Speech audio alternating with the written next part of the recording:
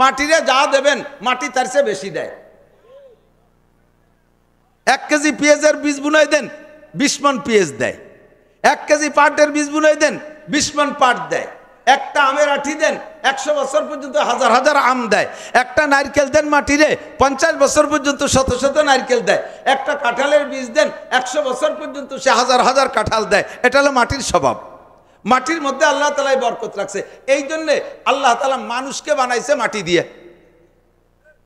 স্বর্ণের মধ্যে অহংকার, এদিক তাকান, মানুষ সর্বশ্রেষ্ঠ সৃষ্টি, এরে আল্লাহ তাআলা সর্বশ্রেষ্ঠ দামি পদার্থ দিয়ে বানাইতে পারতেন, হীরা কাঞ্চন মণি মুক্তা দিয়ে বানাইতে পারতেন, সোনা আর রূপো দিয়ে বানাইতে পারতেন। কয় না ওই দিয়ে বানানো যাবে না, এর ভিতরে অহংকারে ভরা।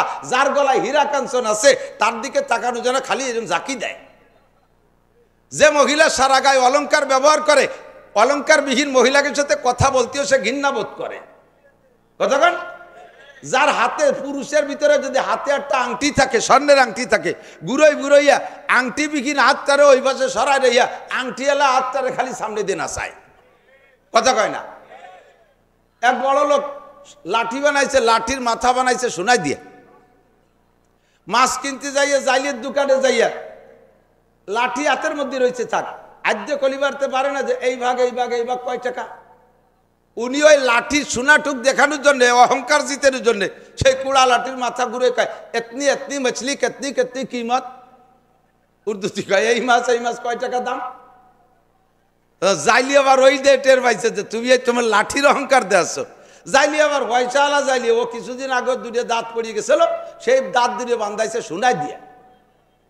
তুমি তোমার লাঠির মিসকি দেখা, লাঠির জাকি দেখাও, তাহলে আমার সোনা দেখাবো। ও দাঁত বারে 20 রুপিয়া,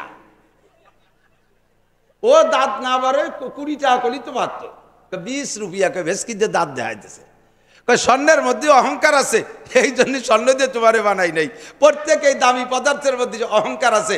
আমি অহংকার পছন্দ করি না। অহংকার করার অধিকার ক্ষমতা একমাত্র কার? আল্লাহু আকবার। বলেন আল্লাহু আল্লাহু আকবার।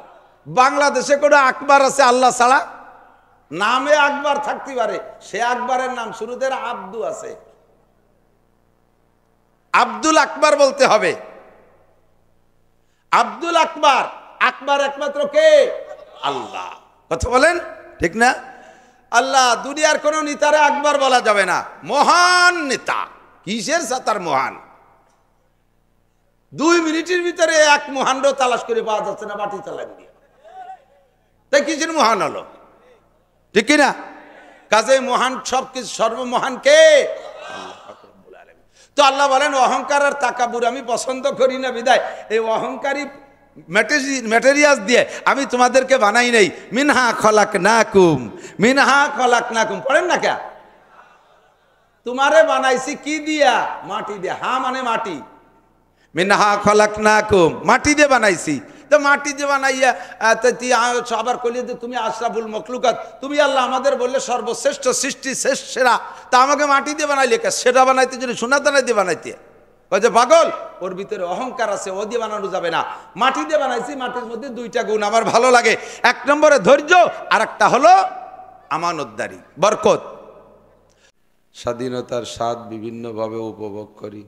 যে কোনো জায়গায় মসজিদ, মাদ্রাসা, ঈদগাহ, গোরস্থান, মাহফিল, তফসির মাহফিল, বিশ্ব ইজতেমা, ইজতেমা ইত্যাদি আমরা করতে পারি, কোনো বাধা বিপত্তি নাই। আল্লাহ তাআলা যেন আমাদের কমপক্ষে ভূমি স্বাধীনের চাইতে ধর্মীয় স্বাধীনতাটা কিয়ামত পর্যন্ত উপভোগ করার তৌফিক দান করে। সবাই বলে আমিন। তারই একটা অংশ হিসেবে এই পূর্ব গঙ্গাবর্দী মসজিদের পাশে আল্লাহ তাআলা সাময়িক জান্নাতের বাগান তৈরি করে এ অঞ্চলের লক্ষাধিক মানুষের মধ্য থেকে বাছাই ছাঁটাই করে আমাদের কয়েকজন গরিব মানুষকে আল্লাহ ভালোবেসে, পছন্দ করে, মহব্বত করে ডেকে নিয়ে আসছেন। এজন্য আমরা শুকর আদায় করি আলহামদুলিল্লাহ। বন্দায়ে ইশকে শুদি তরকে নসব কুঞ্জামি কে দারি রাহ ফুলা নিবনে ফুলা চিজে নিস। আল্লাহর আশেক, জাকের, মহিব, ভালোবাসার বান্দা হওয়ার জন্য বড় বংশের মানুষ হওয়া জরুরি না। আল্লাহ তাআলা এমন কোনো কোটেশন শর্ত লাগাই দেন নাই যে ওয়াজ শুনতে হলে, হিদায়ত পাইতে হলে ধনী মানুষের ছেলে হতে হবে, মাহফিল শোনার জন্য চেহারা হতে হবে সালমান শাহর মতো একেবারে টলটলে, আর ওয়াজ শুনতে আসার জন্য বাপ শিল্পপতি কোটিপতি হতে হবে, তাকে ছেলেরা ছাড়া ওয়াজ শুনতে জায়গা পাবে না। বাপের 500 মন 1000 মন দান পাইতে হবে, নালি তারা ওয়াজ শুনতে পারবে না।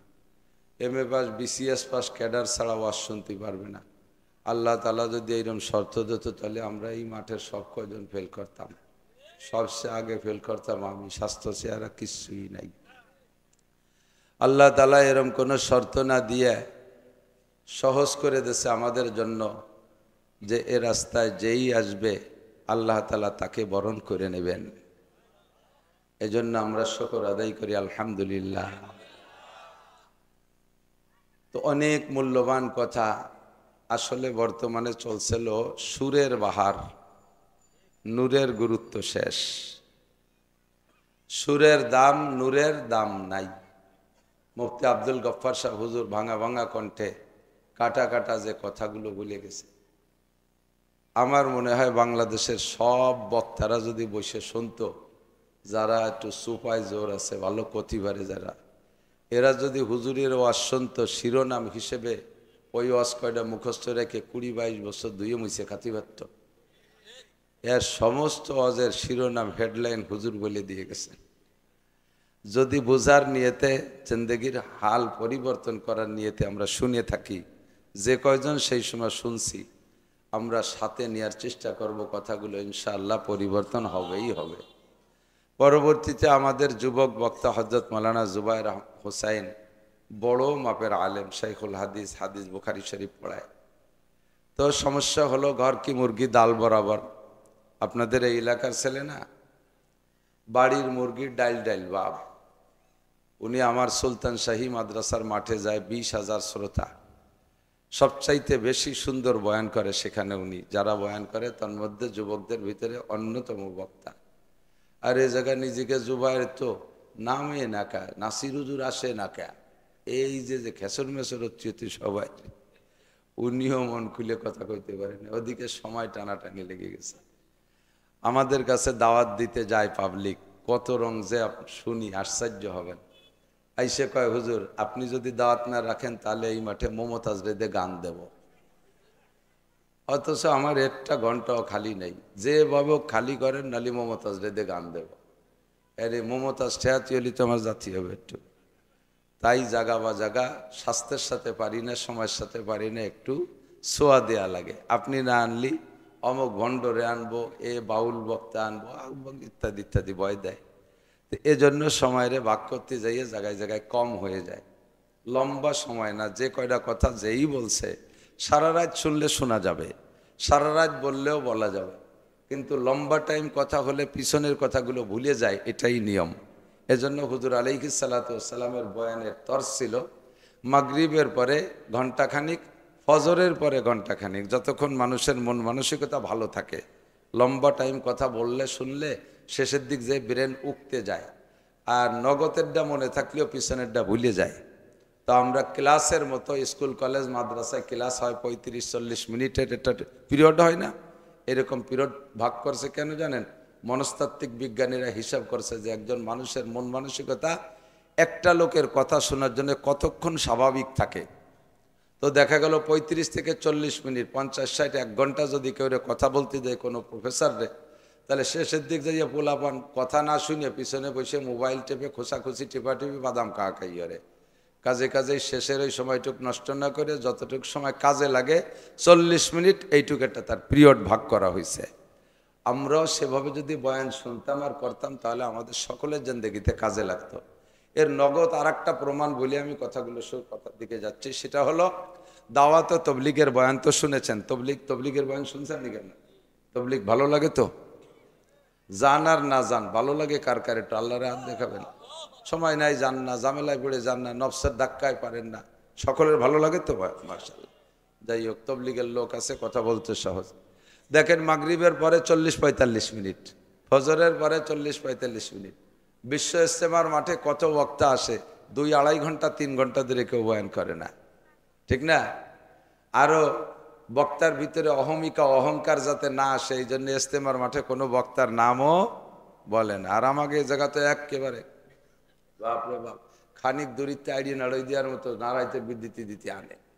যা গাড়ি নাড়াইছেন না, ওই যে গরু ষাট যুদ্ধ আর কি, খানিক দূরিতে এক দুইটার পিছনে তাই না দল ধরিয়ে এই তকবির দিতে দিতে আনে। এরপরে আইসে স্টেজে দাঁড়ায় আল্লামাতু দাহার, কুমকুমাতু নাহার, কেলা গাছের থোড়, হাওড়ার ব্রিজ, তাল গাছের গুড়া, বাঁশঝাড়ের মুড়া, রইসু শায়াতিন, মুফাসসিরে কুদাল, এক গাদি কতি কতি বক্তার পেট ফুলিয়ে বাইটি যার কায়দা, শেষে গোড়ার ডিব পজ করতে পারে না।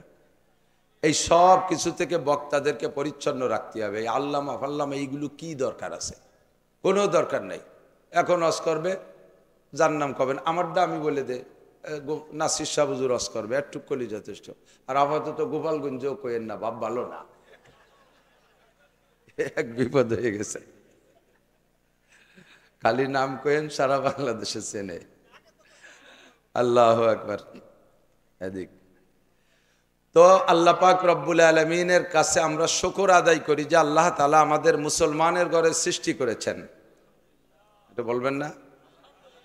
হরিপদ নইলে ঋষি, গৌর গোবিন্দ, ব্যানার্জি, চ্যাটার্জি, ভট্টাচার্য, হিন্দুকে উপাধি না, চৌধুরী, মন্ডল যা আছে, হিন্দু, বুদ্ধ, খ্রিস্টান, এহুদ, নাসারা, কাফের, মুশরিক, দুনিয়ায় বর্তমানে বড় বড় পণ্ডিত আর বিজ্ঞানী তো তারাই।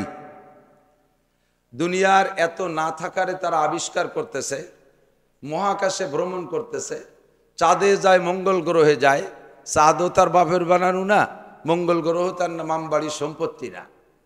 সেই জায়গা যাইয়ে ঘর বাড়ি বানতেছে, জায়গা জমি দখল করতেছে, প্লট বরাদ্দ করতেছে। আল্লাহ তাআলা এত বুদ্ধি দিয়েছে তাদেরকে, জায়গায় বসে পৃথিবীর সারা দুনিয়াকে ধ্বংস করে দেওয়ার মতো অস্ত্র বানাচ্ছে। এত বুদ্ধি দিয়েছে, অথচ এই বুদ্ধি দিয়ে আল্লাহকে খুঁজে পাচ্ছে না। এখনো আল্লাহ যে তার সৃষ্টিকর্তা এই কথাটা বুঝ আসতেছে না। আর আমার মতো আইসো পাইসো আড়াইনিয়ে বাড়াইনিয়ে মূর্খ কৃষকের ছেলে, আব্বা মাছ মারে, হাল চষে, কৃষি খাত খাবার করে, এইরকম গরিব মানুষের হুটো মান্দারির পোলাপান আমরা, আমাকে একটুক লেহা পড়াই দিয়ে জীবনও আল্লাহ তো দূরের কথা কিছুই টের পাতাম না।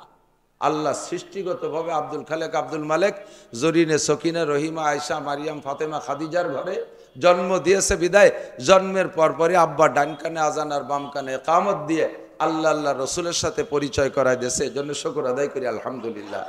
তাই তো আমরা সহজে মুসলমান, নাকি বলেন? শিক্ষা দীক্ষা যোগ্যতা দিয়ে যদি আল্লাহরে খুঁজে বের করতে হতো, কোনো মতেও সম্ভব হতো না। আপনারা পারলেও আমি পারতাম না।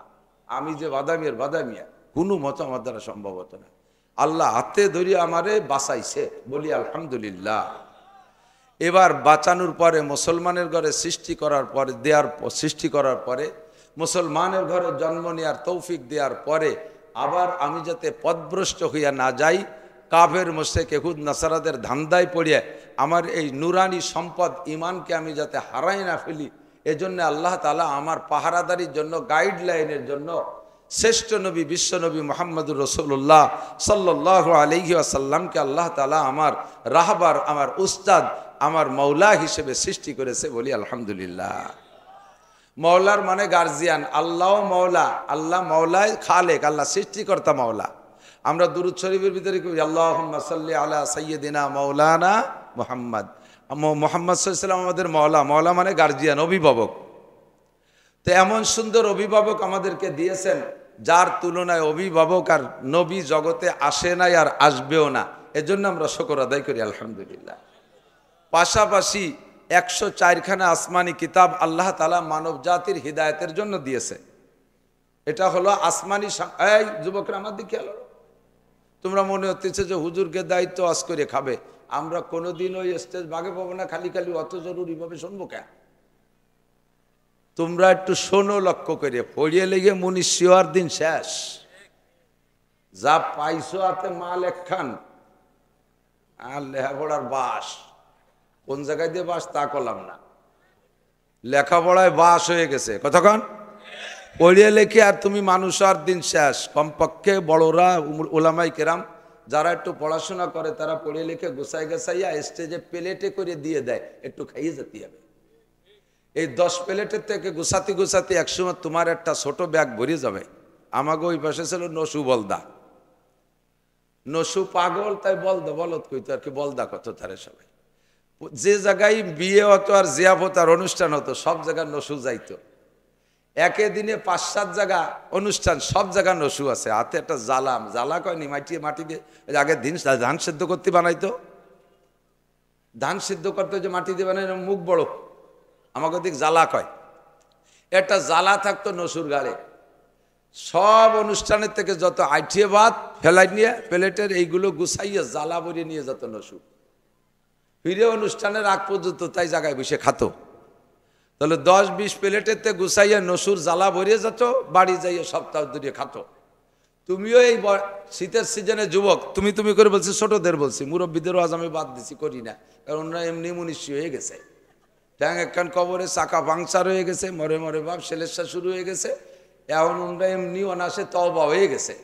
যারা সমাজ ধরে নষ্ট করে তারা ছোট, এই জন্য তুমি করে করছে, রাগ হচ্ছে নেমারা। তুমি যুবক, এই শীতের সিজনে 10টা মাহফিলের থেকে 10 বক্তার থেকে 10 প্লেট গুছাই নিয়া ব্যাগে রেখে দিবা। আগামী 6 মাস মাহফিল হবে না, ওই সময় ধুয়ে মুছে খাতে পারবা। তো আল্লাহ তাআলা নবী রসুলকে পাঠিয়েছেন, সর্বশ্রেষ্ঠ নবী মুহাম্মদুর রাসূলুল্লাহ সাল্লাল্লাহু আলাইহি ওয়াসাল্লাম। 104খানা আসমানি কিতাব পাঠিয়েছেন, আমাদের শিক্ষা সিলেবাস। এটা আমাদের মানব জাতির সংবিধান, শুধু মুসলিম সংবিধান না, গোটা মানব জাতির সংবিধান। পাঠিয়েছে কে? আদম আলাইহিস সালামের কিতাব কে পাঠাইছে? সব কিতাব লৌহে মাহফুজের মধ্যে ছিল, সব কিতাব একটা একটা করে আল্লাহ তাআলা পাঠাইছে। তো সর্বশ্রেষ্ঠ কিতাব হলো আখেরি কিতাব কুরআনে কারীম, নাকি বলেন? এর মধ্যে কোনো একটা আয়াত সম্পর্কে আপনার সন্দেহ আছে? পুরোটার মধ্যে সন্দেহ আছে? এটা পরিবর্তনযোগ্য। এই কিতাবটা আল্লাহ তাআলা আমাদের জন্যই বরাদ্দ করেছেন। এই এক কিতাবই কিয়ামত পর্যন্ত জন্য যথেষ্ট, বলেন আলহামদুলিল্লাহ। তো যেই কিতাবটা কিয়ামত পর্যন্তর জন্য যথেষ্ট, এই কিতাবটা আদম আলাইহিস সালামের কাছে দিত, তাহলে সব নবীর উম্মত এই কিতাবের মধ্যে দিয়ে চলে যেত। এত গণ কিতাবের দরকার কি? তাও 104 খান, 1 খান 2 খান না, 104 খানা আসমানি কিতাব। এত কিতাবের দরকার কি? তো বলা হয় এত কিতাবের দরকার হলো সব ক্লাসের ছাত্রের যোগ্যতা একরকম না। তখন ছাত্র যেমন, তার বইও, তার শিক্ষকও তেমন। রুহের জগৎ থেকে আল্লাহ তাআলা আদম আলাইহিস সালামের সময় 1.25 লক্ষ মানুষকে বের করে পাঠাইছে। তারা একেবারে পাতাড়িওয়ানের ছাত্র। পাতাড়িওয়ান চেনেন? মুরব্বীরা চিনতে পারে।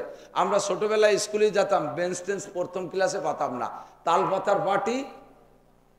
2-1 একটু হয়টা না করলে হবে না, ছিলেন না তাল পাতা পার্টি? আর তাল পাতায় লেখছেন না? এই ক্লাসের নাম পাতায় বসা, পাতায় লেখা বলে ক্লাসের নাম পাতাড়িওয়ান। তো আদম আলাইহিস সালাম থেকে নিয়ে নূহ আলাইহিস সালাম পর্যন্ত এরা হলো পাতাড়িওয়ানের ছাত্র। এগে যদি 4-5 বই দেয় তাহলে পারবে এরা? এই জন্য তাদের জন্য কেমন বই দরকার সেই রকম বই দিয়েছে, তাদের জন্য সেটা দরকার।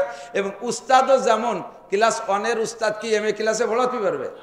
আর MA ক্লাসের উস্তাদরে কি 1-এ দিলি সে পড়ায়, সে কি চাকরি করবে? কাজেই ওই সময় ছাত্রও যেমন, নবীও তেমন, বইও তেমন। ধীরে ধীরে উন্নতি হতে তালে আছে। আস্তে আস্তে আস্তে আস্তে এখন সারা দুনিয়ার ঈসা আলাইহিস সালাম পর্যন্ত মাস্টার্স ক্লাস শেষ, ক্লাসের লেখাপড়া ঈসা আলাইহিস সালাম পর্যন্ত শেষ। এরপরে ঈসা আলাইহিস সালামের পরে মিস্টার আবু জাহেলের থেকে শুরু হয়েছে BCS ক্যাডার। এর জন্য ওই 1 2 3 4 5 6 7 8 9 10 আর IABM এর বই দিলি এই উম্মতে তৃপ্তি পাবে না।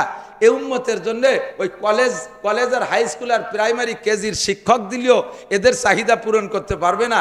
এই জন্য আল্লাহ তাআলা বাছাই করে 104 খানা আসমানি কিতাবের মধ্যে এমন একটা কিতাব আপনাদের জন্য রেখে দিয়েছে, যেই কিতাবটা BCS ক্লাসের জন্য প্রযোজ্য। এ উম্মত কম্পিউটার বানাবে, এ উম্মত ক্যামেরা বানাবে, এ উম্মত মাইক বানাবে, এ উম্মত রকেট বিমান বানাবে, এ উম্মত ক্ষেপণাস্ত্র বানাবে। এত বড় পণ্ডিত উম্মত 6 মাইল মাটির নিচে কি আছে তা কতি পারবে? মাটি ধরিয়ে শুয়ে কয় যে এই জায়গা 22 তলা দালান হতে পারে, মাটি একটু হাতে নিয়ে কয় এই জায়গায় যে বড় ব্রিজ হতে পারে, আর এক মুঠ নিয়ে কয় না এই জায়গায় যে বাঁশের চারও দেওয়া যাবে না। এত বড় পণ্ডিত উম্মত, এগে ওই আগের বই কিতাব দিলেও চলবে না, আগের নবীকে যে পড়ালেও এরা সে নবীকে পড়ায় ছেড়ে দিতে পারবে। এই জন্য এমন নবী দেওয়া হবে যেই নবীর সামনে কেউ মুখ খুলতে পারবে না, যেই নবীর সামনে এমন একটা কিতাব দেওয়া হবে যেই কিতাবের সামনে কেউ হা করতে পারবে না। নবীর নাম বিশ্ব নবী মুহাম্মদুর রাসূলুল্লাহ, আর কিতাবের নাম আল কোরআন। কথা বলেন ঠিক ঠিক না? আপনারা BCS ক্যাডার, বলেন আলহামদুলিল্লাহ। আল্লাহ তাআলা কবুল করুক, বলেন আমিন। এই কোরআনে কারিমটা ১৫০০ বছর আগে দুনিয়ায় নাজিল হয়েছে। একটু খুব এই কথাগুলো একটু বুঝে নিতে হবে। কোরআনে কারিম ১৫০০ বছর ১৪০০ বছর আগে দুনিয়ায় আসছে, ১৪৫০ বছর। ওই সময় IA BA M A matric পাসের কোনো ছাত্র ছেলে বলে মনে হয়? আমার ৭০-৭৫ বছরে বুড়ো বাপসা ছাড়া যারা আছেন তারা বলেন আপনাদের আমলে এই গ্রামে কয়টা ম্যাট্রিক পাস ছিল? আপনার দাদাকে কাছে শুনিয়ে দেখেন এই এলাকায় 5 পাস কয়টা ছিল, তার দাদাকে কাছে শুনিয়ে দেখেন 1 পাস কয়টা ছিল। কোথায় থাইয়ে matric R IA BA M A? তাহলে এমন একটা মূর্খ আর বর্বরতার যুগে কোরআন শরীফ নাজিল হয়েছে, যে সময় ক ব ট লেখাপড়ার কেউ ছিল না। চরম মূর্খতা এবং বর্বরতার চরম সীমা। বাপে নিজে জীবিত মেয়েকে জবাই করে অথবা জীবিত অবস্থায় কবর খনন করে দাফন করে দিত। মায়ের সাথে সন্তানে জিনা করে, মানে তা ভাষায় ব্যক্ত করা যায় না, এত নিচে চলে গেছে। সেই মূর্খদের মধ্যে এই কোরআন শরীফটা নাজিল হয়েছে। এই কোরআন শরীফ সেই মূর্খদেরও যেভাবে কন্ট্রোল করে রাখছে, ওই মূর্খদের মধ্যে কোরআনটা যেমন চলতো, এখন বর্তমান সেই দুনিয়ার শুরু থেকে নিয়ে আদম আলাইহিস সালামের শুরু থেকে নিয়ে আজকে পর্যন্তর ভিতরে শিক্ষা দীক্ষার সর্বশীর্ষে আছে আপাতত সময়টা। ভবিষ্যতে আর কি হবে জানি না। আপাতত পর্যন্ত শিক্ষা দীক্ষার সর্বশীর্ষে আছে। এত বড় শীর্ষস্থানীয় শিক্ষিতদের সামনেও কোরআন শরীফ ও সময় যেমন চলতো এখনো সেরকম চলে। ও সময় যেমন এখনো তেমন, সেই তার সংবিধান সে ১৫০০ বছর আগে মূর্খদের মধ্যে যেমন চলতো এখন পণ্ডিতদের মধ্যেও চলে। আল্লাহ তাআলা সেই সময় বলে দিয়েছে লা তাবদীলা লিকালিমাতিল্লাহ, আমার এই সংবিধান পরিবর্তনযোগ্য নয়। তোমাদের সরকার পাল্টে যায় আর তোমাদের সংবিধান পরিবর্তন করো, সংশোধন করো। বিএনপি এলা করে গেছে, আমলিগ এসে মন মতো কতগুলো করিয়ে টরিয়ে ১৬ বছর চালাইছে।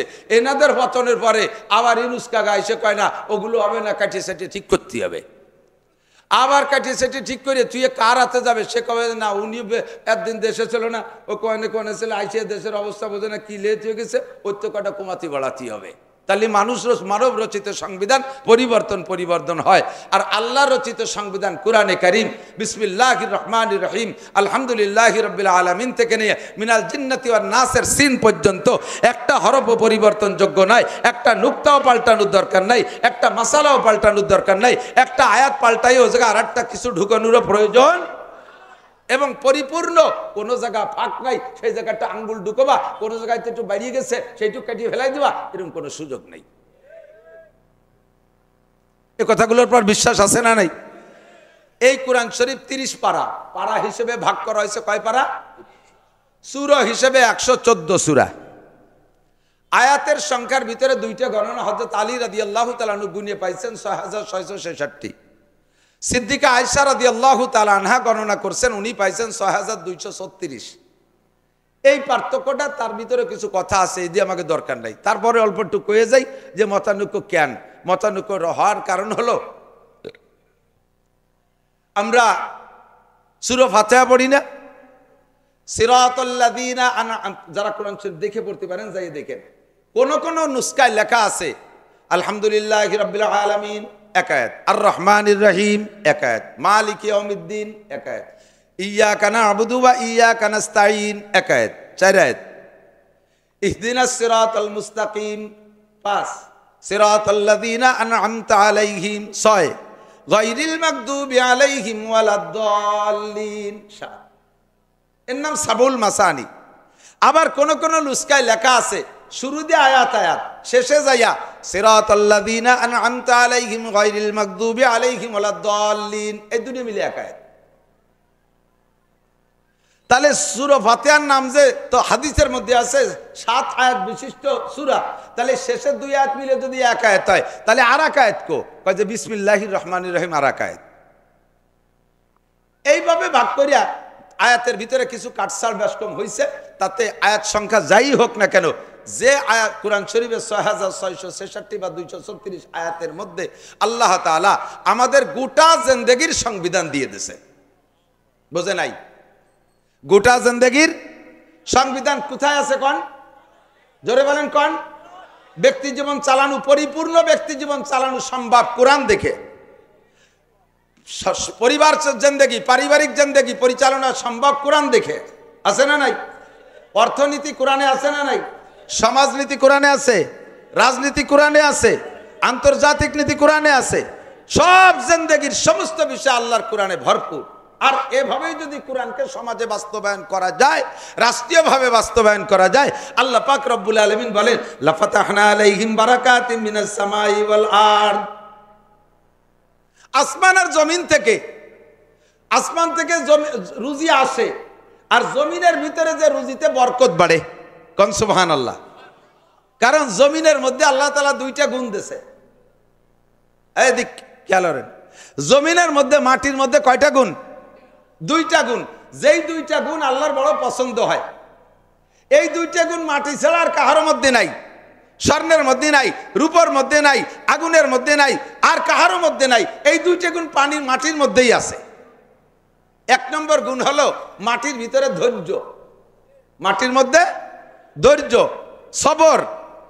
মাটির ভিতরে ধৈর্য আর সবর আছে। এক, মাটির উপরে 50 তলা দালান বানাইছেন, মাটিতে কোনোদিন কয় না মিয়া তুমি তো 2 মণ বতি পারো না, আমার গাড়ি এত বড় উঠে দিলে কে কইছে কোনোদিন? আবার 100 বছর ওই দালান ব্যবহার করার পরে বুলডোজার দিয়ে ভাঙ্গে ছিল, সে জায়গা 30 হাত খুঁজে হুইরেটটা বানাইছে পুকুর। মাটিতে এ সময় কয় না মিয়া তোমাকে মতো জালেম নাই, একদিন বিশাল বোঝাটা গাড়ি উঠে দিয়েছিলে, আজকে কোদাল দিয়ে খুঁজে গা একেবারে শেষ করে ফেলাই দিলে, কইছে কোনোদিন? জীবন ভরে পান নিচে থাকে, হাইটে হাইটে কত কত ওয়েটের পুরে দেই, কোনোদিনও মাটিতে বিরক্ত বোধ করে না। মাটির ভিতরে ধৈর্য। 2 নম্বরে মাটির ভিতরে আরেকটা গুণ আছে, সেটা হলো আমানতদারি আর বরকত। অফিস সামাই রিজকুকুম ওয়া মা তুআদুন। আল্লাহ পাক বলেন আসমান থেকে রিজিক পাঠাই। কোত্থেকে? কথা কয় না, কোত্থেকে? এই জন্য চাই কার কাছে? হাত রেখে এইরকম করে চান না, এরকম করে, এরকম করে না, এরকম করলে হাত কোন দিক থাকে? দাও উপরের থেকে দাও। উপরের থেকে আল্লাহ তাআলা রিজিক দেয়, আর ওই রিজিক ঘুরিয়ে আসে বরকত আল্লাহর পেট ঘুরিয়ে। বরকতের পেট ঘুরে মাটির তল দিয়ে আসে। ধান মাটিতে, গম মাটিতে, খনিজ সম্পদ মাটিতে, সব ফসল মাটির থেকে আসে। ঠিক কি ঠিক না? ফাতাফাক্কারু ফাতাদাব্বারু, ভাবো, চিন্তা করো। আল্লাহর এই কুদরত দিয়ে ভাবলে আল্লাহরে পাওয়া যায়। একটু ভাবে দেখি, একটা কথা বলি, সরে যাই। আপনাদের এদিক গ্যান্ডারি আখ লাগায় না? গ্যান্ডারি আখ, আখ আখ এখন তো খাওয়ার সময়। আখের গোড়ার রস মিঠে না আগার রস মিঠে? গোড়ার রস মিঠে না? খেজুর গাছের গোড়ার রস মিঠে না আগার রস মিঠে? হ্যাঁ, আগার রস। গোড়ায় তো রসই নাই। এটা কাটিয়ে কুটিয়ে শিয়ের মেয়ের একটু কাটিয়ে তুলি, কষ বাইরে একটু জিব্বে দিয়ে দেন নুনতা নুনতা। আখের আগার রস যেমন নুনতা, খেজুর গাছের গুড়ার রস ওই রকম নুনতা। আর আখের গুড়ার রস যেমন মিঠে, খেজুর গাছের আগার রস, খেজুর গাছের আগার রস মিঠে। ও কি উপদ্যে রস নেয়? ও রস পাইছে কোন জায়গা? মাটির তল দিয়ে গেছে। আর আখের রস মাটিতে। আখের রস মাটিতে নিয়ে তার গুড়া মিঠে থাকলো, আগা নুনতা হয়ে গেল। আর খেজুর গাছের রস গুড়াতে মাটিতে নিয়ে তার গুড়া নুনতা থাকলো, আগা মিঠে হলো। এটা কি দুনিয়ার কোনো বিজ্ঞানীর আবিষ্কার? কোনো বিজ্ঞানীর ক্ষমতা?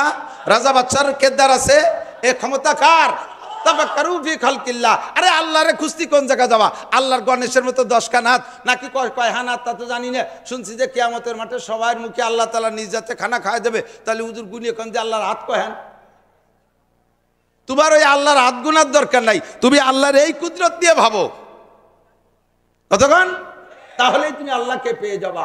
আল্লাহ তাআলা আমাদের পাওয়ার তৌফিক দিক। যে কথা বলতে চাইছে এদিক তাকান। এই কুরআনী সংবিধান ব্যক্তি জীবন থেকে নিয়া, বোঝে না, কুরআনী সংবিধান ব্যক্তি জীবন থেকে নিয়ে আন্তর্জাতিক জীবন পর্যন্ত যদি সেট করতে পারো তাহলে মানব রচিত সংবিধানে তোমাদেরকে কখনো শান্তি দিতে পারে নাই, এখনো পারে নাই, ভবিষ্যতেও পারবে না। আর কুরআনী সংবিধানকে বাস্তবায়ন করো। যেই দেশে কুরআনী সংবিধান বাস্তবায়ন হবে ওই দেশের শুধু মুসলমান না, ওই দেশের অমুসলমানরাও, ওই দেশের প্রাণী জগতও এমন সুখ শান্তি উপলব্ধি করবে, উপভোগ করবে যা বিগত কোনো দিন দেখে নাই। আমি রাজনীতি করি না, স্টেজে রাজনীতির কথা বলি না, গুবাই লেগে ক্ষমতার সময়ও বলি নাই, এখনো বলি না। আমি শুধু এতটুক বলি যা সবসময় বলি, এখনো বলি। আমার দিক তাকান। বিগত সময় আমরা দেখেছি, কমপক্ষে বাংলাদেশ স্বাধীনের পর থেকে নিয়ে যে সময় থেকে আমি বোঝা শুরু করছি সে সময় থেকে প্রায় 50 বছর রাজা বাচ্চা দেখলাম। আর আপনারা বয়সীরা মুরব্বীরা তো পাকিস্তান দেখছেন, আরো বেশি